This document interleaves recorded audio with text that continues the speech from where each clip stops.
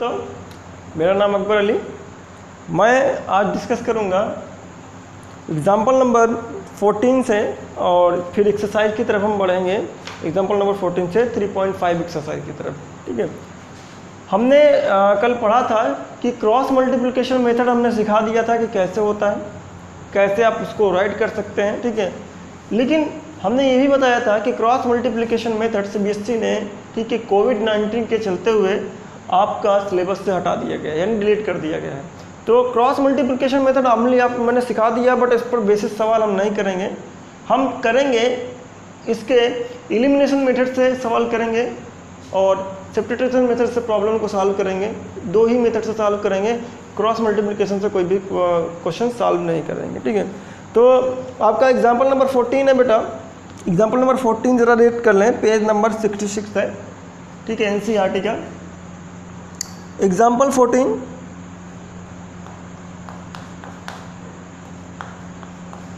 Example 14 कहता है हमसे, from a bus stand in a Bangalore, from a bus stand in a Bangalore if we buy 2 tickets to Malleshwaram. From a bus stand in a Bangalore if we buy 2 tickets to Malleshwaram and 3 tickets to Yeshwanthpuram. एक bus stand के, बेंगलुरु के bus stand से दो जगह की ticket खरीदी जा रही हैं। 2 टिकट हमारी मालेश्वरम के लिए है और 3 टिकट है यशवंतपुरम के लिए, यशवंतपुर के लिए आपके पास। ठीक है, आगे क्या बोला है, द टोटल कॉस्ट इज 46, यानी 2 टिकट मालेश्वरम के लिए और 3 टिकट हमारा यशवंतपुरम के लिए, यानी यशवंतपुर के लिए कितने का कॉस्ट करता है, 46 रुपीज़ का कॉस्ट करता है। आप जब भी रेलवे ब्रांच में जाते हैं आप, ठीक है, जब भी आप रेलवे का टिकट बुक कराने जाते हैं तो वहाँ पास आप जितनी फैमिली का टिकट, यानी जितने बंदे का टिकट बुक करते हैं तो आपको टोटल कॉस्ट टिकट में जितना लिख करके आता है वो देना पड़ता है। यानी 3 टिकट बुक्स किया आपने और 3 टिकट का कॉस्ट आपको इकट्ठा पे करना पड़ता है। वहाँ पास आपको ये नहीं बताया जाता है कि आपका 1 टिकट इतने रुपए का। अगर 1 आपको का कॉस्ट करना है, यानी आपको 1 टिकट बुक करेंगे तब आपको पता चल जाएगा कि 1 टिकट कितने रुपए का है। अगर इकट्ठा ले रहे हैं तो उससे नहीं पता चलता है, फिर आप डिवाइड वगैरह करके आप पता कर लेंगे कि 3 टिकट आए तो 3 बंदों में कितना हिस्सा हुआ, उस हिसाब से आपको मालूम हो जाएगा। ठीक है, लेकिन यहाँ पास हमें दिया है 2 टिकट मालेश्वरम, यानी आपको 2 जगह की टिकट खरीदी जा रही हैं। 2 टिकट मालेश्वरम के लिए, 3 टिकट आपकी यशवंतपुर के लिए खरीदी जा रही हैं और इनमें कॉस्ट कितना किया जाता है, टोटल कॉस्ट किया जाता है हमारा 46 रुपीज़। ठीक है बेटा, मैं यहाँ पास इक्वेशंस बना दूंगा और सॉल्यूशन आप करिएगा। ठीक है, तो मैं यहाँ पास करता हूँ कि लेट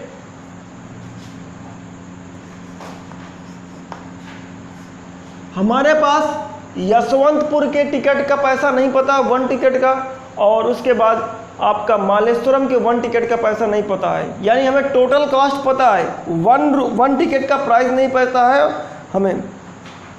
इसी तरीके से कह रहा, but if we buy 3 tickets to Malleshwaram and 5 ticket to Yeshwanthpuram. 3 tickets Malleshwaram के लिए खरीदी जाती है एंड 5 टिकट्स टू यशवंतपुरम के लिए खरीदी जाती है और टोटल कॉस्ट किया जाता है 74 रुपीज़। कितना कॉस्ट किया जाता है, 74 रुपीज़ कॉस्ट किया जाता है। Find the fares from the bus stand to Malleshwaram and Yeshwanthpuram. आपको क्या बताना है, फेयर बताना है from bus stand to Malleshwaram and Yeshwanthpur. Malleshwaram और यशवंतपुर के लिए आपका फेयर बताना है, आपका बस का फेयर कितना होगा। ठीक है, तो हम मान लेते हैं कि लेट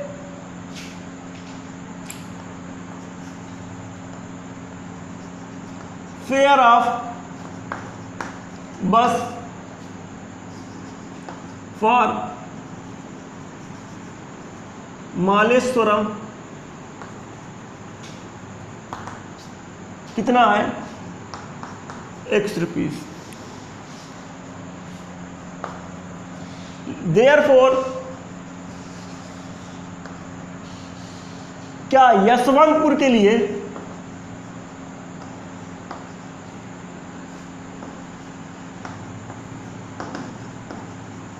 यशवंतपुर के लिए कितना हो जाएगा, rupees Y.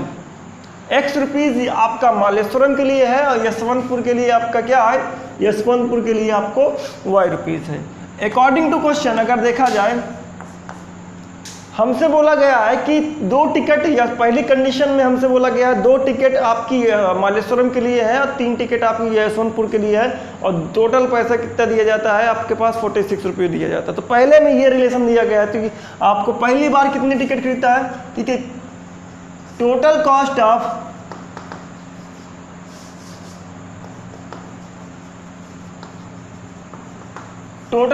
Of two tickets for Malleshwaram. एक टिकट का x रुपये फेयर है और 2 टिकट का कितना हो जाएगा, 2x हो जाएगा। फिर इसी तरीके से total cost of 3 ticket for यशवंतपुरम,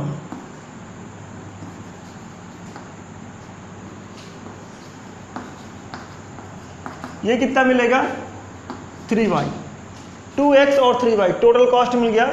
तो हमें पता है कि इन दोनों को मिलाकर कितना पैसा देता है, वो 46। इसका मतलब 2x प्लस 3y कितना होगा, हमने अलग अलग निकालिए। 2 टिकट यशवंतपुर को लिया होगा तो टोटल कितना पैसा पे किया, 2x पे गया, और सॉरी मालेश्वरम के लिए 2x दिया होगा।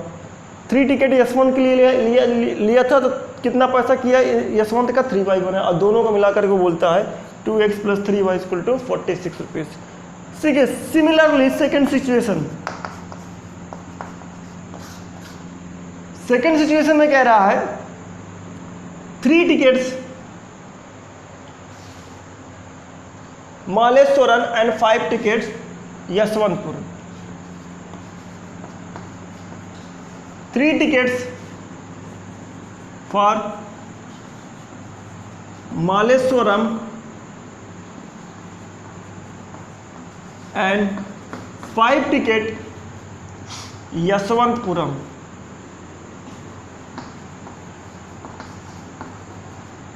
ठीक है, तो यही से बात, 3 टिकट्स का रेट कितना हुआ मालेश्वरम का, 3x हो गया, एक का x है तो 3 का कितना होगा, 3x हो गया। यशवंतपुर का 1 का y है तो 5 का कितना हो गया, 5y। दोनों को मिलाकर के कितना दे रहा है आपको, 76 रुपीज़ दे रहा है, यही है, 74 है, सॉरी 74 रुपीज़। तो इक्वेशन नंबर फर्स्ट ये हो गई और इक्वेशन नंबर सेकेंड वही हो गई। आप सब्स्टिट्यूशन लगाएं या एलिमिनेशन लगाएं, लेकिन क्रॉस मल्टीप्लिकेशन आपको नहीं लगाना क्योंकि आपके सिलेबस में नहीं है। ठीक है, साल 2x plus 3y equal to 46 और 3x plus 5y equal to 74। क्या करें आपको पता है, सॉल्व करेंगे तो आपको पता है, आप 2x plus 3y equal to, इसमें कोएफिशिएंट बराबर नहीं है, कोएफिशिएंट बराबर करेंगे तो क्या मिलेगा आपको, मल्टीप्लाई x के कोएफिशिएंट बराबर कर रहे हैं तो x के कोएफिशिएंट का ही मल्टीप्लाई होगा, multiply 3 in first equation and 2 in second equation,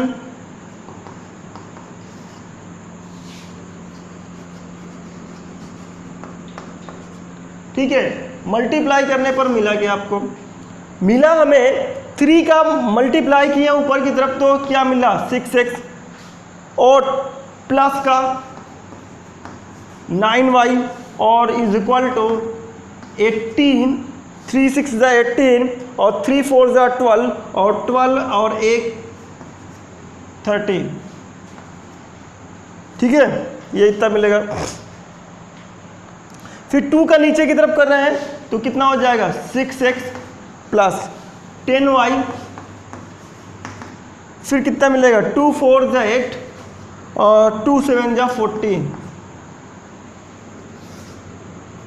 क्या करेंगे, सब्ट्रैक्ट कर दीजिए आप, ये खत्म हो गया।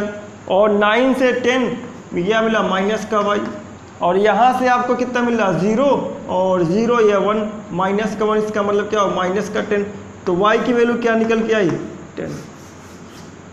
अब y को पुट कर दे किस इक्वेशन में, put y equal to 10 in second equation, put करते हैं सेकेंड इक्वेशन में तो क्या मिलेगा 3x plus 5 into 10y, 5 into 10 is equal to 74, 3x 50, 74, 50 उधर गया इज इक्वल टू 74 और 50, 3 से 3x, ये कितना बना आपको 74 माइनस 50 कितना मिल रहा है, अगर सब्ट्रैक्ट करेंगे तो आपको 24 मिलेगा, हाँ 24 मिलेगा आपको ये, और x की वैल्यू क्या निकल के आई 8। तो कॉस्ट ऑफ यानी fare of for Malleshwaram 8 rupees and Yeshwanthpuram कितना हुआ 10 रुपीज़, क्योंकि यशवंतपुर के लिए क्या है आपके पास 10 रुपीज़ है और यह मालेश्वरम कितना है आपके पास 8 रुपीज़। ठीक है, तो ये आपका हुआ सोल्यूशन। यहाँ पास आपको लैंग्वेज नहीं बताना है तो आप बता देंगे लैंग्वेज में।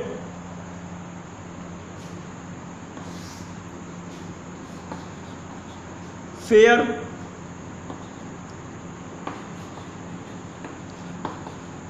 From bus stand to Malleshwaram कितना है ₹8 और यशवंतपुरम कितना है ₹10। ठीक है, ये आपको है fare from bus stand to Malleshwaram 8 rupees और यशवंतपुरम के लिए है 10 rupees. Pause the video and note down. चलिए बात करते हैं example number 15।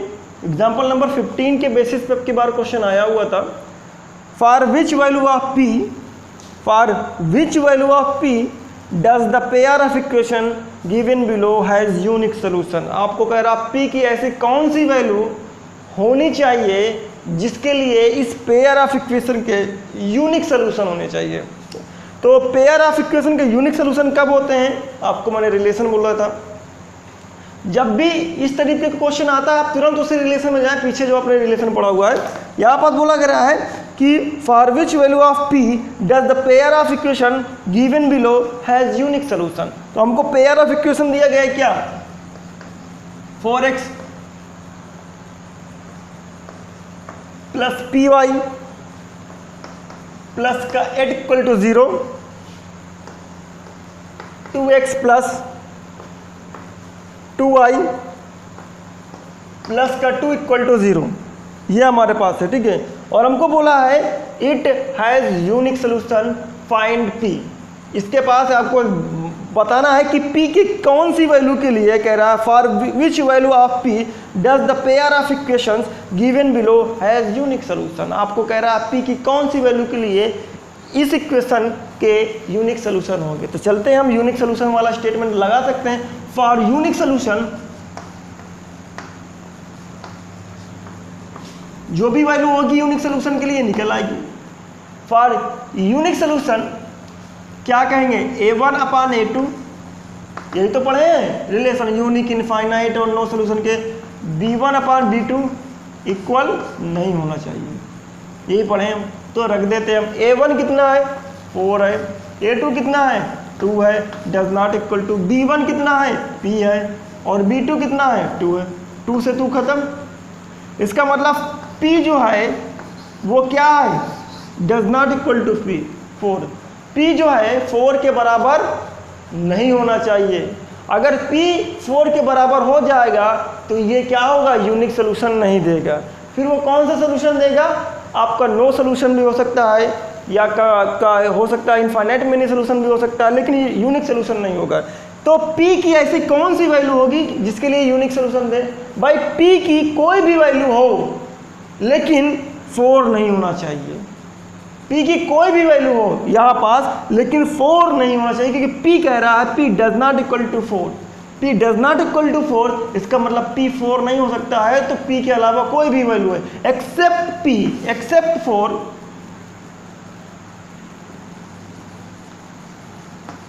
Accept p equal to 4, या तो कहें p except 4 any value of p, any value of p does give, any value of p give unique solution. कोई भी value p की क्या होगी, यूनिक सॉल्यूशन देगी, लेकिन एक्सेप्ट 4 के अलावा, अब 4 के अलावा कुछ भी हो सकता है। ठीक है, आई होप आपको समझ में आया होगा। हमें यूनिक के लिए लगाना था, तो यूनिक का मैंने स्टेटमेंट लगा दिया। उसके बाद फिर देखा कि p 4 के इक्वल नहीं होना चाहिए, तो p 4 के इक्वल नहीं होगा, इसका मतलब p और भी कोई वैल्यू हो सकती है, इसलिए मैंने लिखा है एक्सेप्ट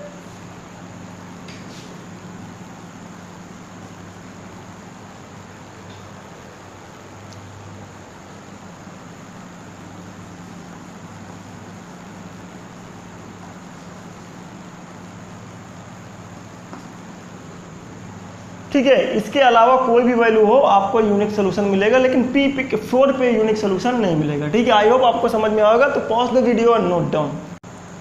चलिए अब क्वेश्चन नंबर एग्जांपल नंबर 16 की बात करते हैं। एग्जांपल नंबर 16 कह रहा है for what value of k की कौन सी वैल्यू के लिए will the following pair of linear equation have infinite many solution. क्या कह रहा है, k की कौन सी वैल्यू के लिए ये pair of equation infinite many solution देंगे। तो हम k की वैल्यू निकालने के लिए क्या करेंगे, इनफाइनाइट मेनी सोल्यूशन वाला रिलेशन ऐड कर देते हैं। तो k आपका पहला इक्वेशन क्या है, kx प्लस का 3y माइनस ब्रैकेट के अंदर माइनस का k माइनस 3 इक्वल टू 0। उसके बाद 12x plus ky minus k equal to 0, ये हमारे पास है। और इनफाइनाइट मेनी सोल्यूशन के लिए है for infinite many solution, for infinite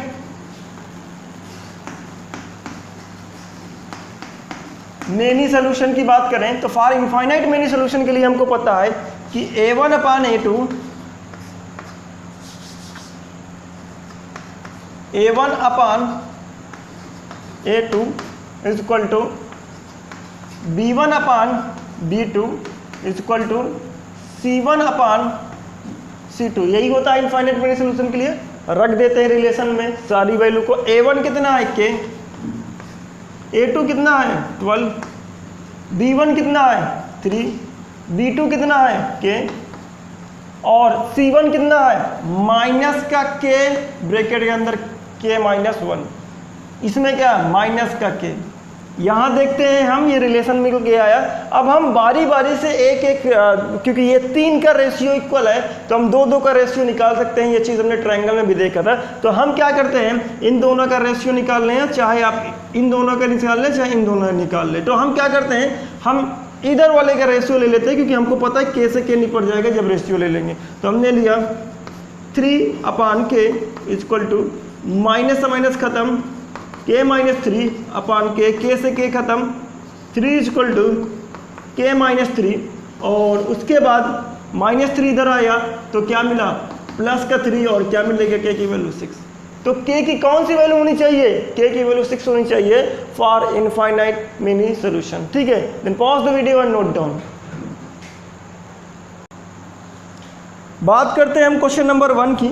तो क्वेश्चन 1 में आपको क्या बोला है, which of the following pair of linear equation है यूनिक सोल्यूशन। किसके यूनिक सोल्यूशन है वो आपको पहली बात तो बताना है, नो सोल्यूशन ये भी बताना है, और इनफाइनाइट मेनी सोल्यूशन किसके इनफाइनाइट मेनी सोल्यूशन होते हैं ये बताना है। ठीक है, in case there is a unique solution, अगर जिसके यूनिक सोल्यूशन है, समझिए जिस पेयर के यूनिक सोल्यूशन है, फाइंड इट, उस यूनिक सोल्यूशन को आपको क्या करना है, फाइंड भी करना है by using cross multiplication method. तो क्रॉस मल्टीप्लिकेशन आपको नहीं लगाना है, सब्स्टिट्यूशन लगा दीजिए या तो एलिमिनेशन लगा दीजिए। ठीक है, ये आपके पास, ठीक है, ये कोई भी मेथड लगा दीजिए। जिनके सोल्यूशन है यूनिक उनकी सोल्यूशन बताना है आपको, जिनके यूनिक सोल्यूशन है उनके सोल्यूशन बताना है बाय सब्स्टिट्यूशन या एलिमिनेशन। ये सीख चुके हैं, आप कर लेंगे। अब मैं आता हूँ क्वेश्चन नंबर 2 पे।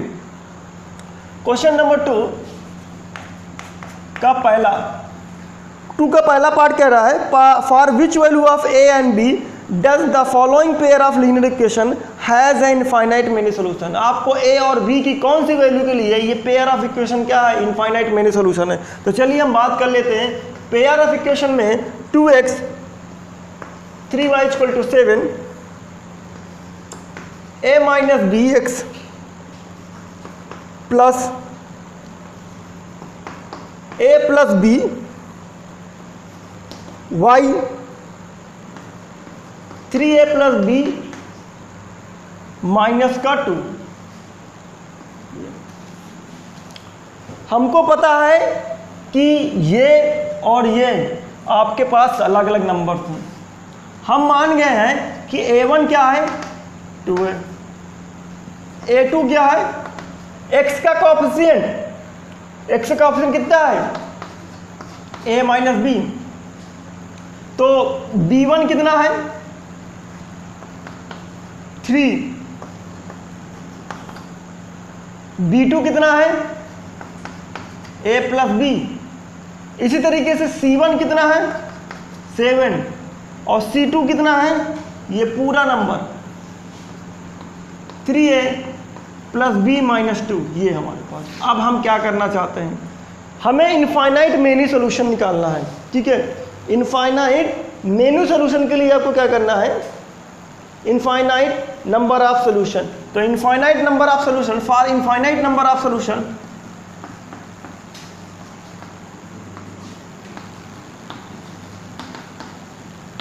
Number of infinite number of solution के लिए बात करें तो हम क्या कर सकते हैं, हमको पता है a1 upon a2 equal to b1 upon b2 c1 upon c2। a1 की वैल्यू कितनी है 2 है, a1 की वैल्यू 2 है और a2 की वैल्यू क्या है a माइनस बी है, b1 की वैल्यू कितनी है 3 है और b2 की वैल्यू कितनी है a plus b is equal to c1 की वैल्यू कितनी है 7, c2 की वैल्यू क्या है 3a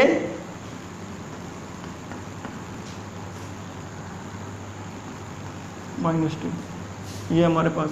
अब यहाँ पास फिर से आपको क्या करना है, दो दो का पेयर बना लीजिए और कर डालिए। तो मैंने इससे इससे बना लिया, ठीक है, फिर इसको इससे बना लीजिए। आप इससे इससे बनाना चाहते तो ठीक है, नहीं तो फिर इससे इससे बना लीजिए। दो का पेयर आप कोई भी उठा लीजिए, दो का पेयर आप कोई उठा लीजिए, चाहे इन दोनों को साथ में ले लीजिए, एक बार दोबारा भी लेना पड़ेगा इन दोनों को क्योंकि डबल टू वेरिएबल मिलेगा आपको। ठीक है, तो पहले लेते हैं, देखते हैं। हमने लिया नाउ इसका पेयर लिया 2a minus b 3a plus b, इसका पेयर लिया। लेने के बाद क्या किया, क्रॉस मल्टीप्लाई किया। जैसे क्रॉस मल्टीप्लाई करेंगे तो ये मिलेगा, इधर आएगा तो 2a plus 2b, 2a plus 2b, ये उधर गया 3a माइनस 3b। अब चाहे इधर ले आए चाहे उधर ले आए, बात हुई है 3a इधर आया तो माइनस का 3a, इसका मतलब माइनस का है। 2b उधर गया तो कितना हुआ, माइनस का 2b बनेगा और इसका मतलब माइनस का 5b बनेगा। माइनस का 2b और माइनस का 3b क्या बना है, माइनस का 5b। इसका a की वैल्यू क्या निकल के आई, a की वैल्यू निकल के आई 5b। अब हमें यहाँ पास b तो पता नहीं, यानी b की कोई भी वैल्यू निकल के नहीं है ना, a की वैल्यू, a और b में आपस में क्या आया, इक्वेशन आ गई। तो इसका मतलब जब a और b कुछ भी निकल के नहीं आया तो हमें एक और दो वेरिएबल उसमें हो गए, एक और रिलेशन चाहिए। तो एक और रिलेशन क्या करें, या तो फिर अब इन दोनों का पेयर लें या तो इन दोनों का पेयर लें, एक पेयर और लेना पड़ेगा। तो कोई भी पेयर आप उठा लीजिए। तो हम लेते हैं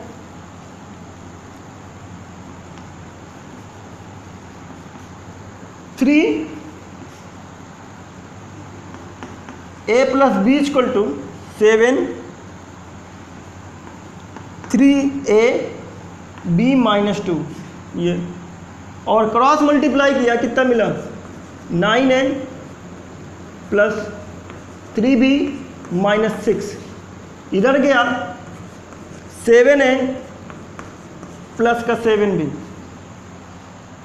सबको इधर लेकर के आओ। 7a इधर आया, कितना मिला? 7a जब इधर आएगा तो कितना मिलेगा? 2a मिलेगा। माइनस का 7a बनेगा, 9 minus 7a, 9a minus 7a क्या मिलेगा आपको? 2a मिलेगा। 3b को आप उधर ले जाए, चाहे जो भी करें आप। 3b यहाँ 7b इधर आया, कितना मिलेगा आपको? 7b जब इधर आएगा तो आपको माइनस का 4b मिलेगा। क्यों? क्योंकि पहले से 3b पहले से इधर आया। और माइनस का 6, ये हो गई तुम्हारे पास। ये इक्वेशन फर्स्ट ले लो और ये इक्वेशन सेकंड ले लो। अब a की वैल्यू कितनी है? 5b, तो a की वैल्यू इसमें पुट कर दो। a की वैल्यू पुट करोगे तो कुछ और मिल जाएगा। पुट हम solve a first and b, first and second. Put a equal to 5b in second equation. Second equation में पुट कर दो भाई a की वैल्यू। जैसे a की वैल्यू रखोगे 5b कितना मिल जाएगा? 10b minus 4b minus 6 equal to 0, और 10b minus 4b 6b minus 6 equal to 0। Minus 6 उधर गया तो 6b और 6, तो b की वैल्यू क्या निकल के आई? 1। b की वैल्यू 1 निकल के आई है, तो अब b की वैल्यू आप इक्वेशन में रख दें। Put b equal to 1 in first equation रख देंगे तो a की वैल्यू क्या निकल के आएगी? 5, क्योंकि 5 इंटू a, 5 इंटू 1 कितना मिल जाएगा? 5। ठीक है, तो ये 5, a की वैल्यू 5 आई, b की वैल्यू क्या आई? 1 आई। ठीक है, इसी तरीके से आपको करना था। Pause the video and note down.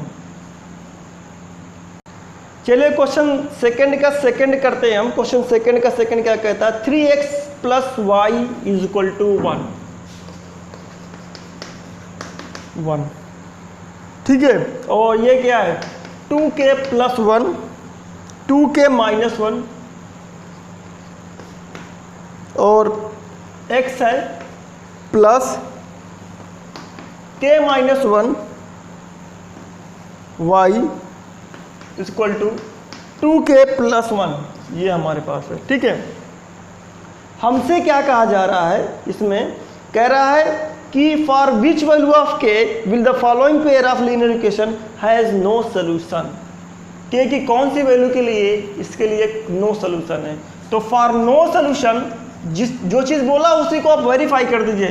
For no solution क्या लिखते हैं आप? a1 upon a2 b1 upon b2 equal to है, और does not equal to c1 upon c2, ये लिखते हैं आप। रख दीजिए आप। a1 कितना है? 3 है। a2 कितना है? 2k minus 1। b1 कितना है आपके पास? 1 है। b2 कितना है? k माइनस 1 है इक्वल टू c1 कितना है? 1 है। c2 कितना है? 2k प्लस 1 है। चलिए पेयर ले लें। ये डज नॉट इक्वल टू का यहाँ पास साइन रहेगा। पेयर ले लें, इन दोनों का पेयर ले लें, शायद इससे मिल जाए। 3 2k minus 1 k minus 1 cross multiply किया, मिला क्या? 3k माइनस 3 क्रॉस मल्टीप्लाई करने पर और क्या मिलेगा? 2k माइनस 1, और जैसे हम इसको इधर 2k ले आए तो क्या मिला? k, और माइनस 3 को उधर ले गए, प्लस का 3, इसका मतलब 2। k की वैल्यू कितनी मिली? 2। ठीक है, इसका मतलब नो सोल्यूशन के लिए k की वैल्यू कितनी होनी चाहिए? 2 होनी चाहिए। ठीक है, आई होप आपको समझ में आया होगा। ठीक है, अब हम कल डिस्कस करेंगे इसके क्वेश्चन नंबर 4th, थर्ड आप कर लीजिएगा। क्वेश्चन नंबर 4th को डिस्कस करेंगे, और 4th के जितने भी पार्ट हैं उनका हम पेयर बना लेंगे, और पेयर बनाने के बाद आप क्या करेंगे? इसका सोल्यूशन खुद करेंगे। ठीक है, चलिए आई होप आपको समझ में आया होगा। Pause the video, note down.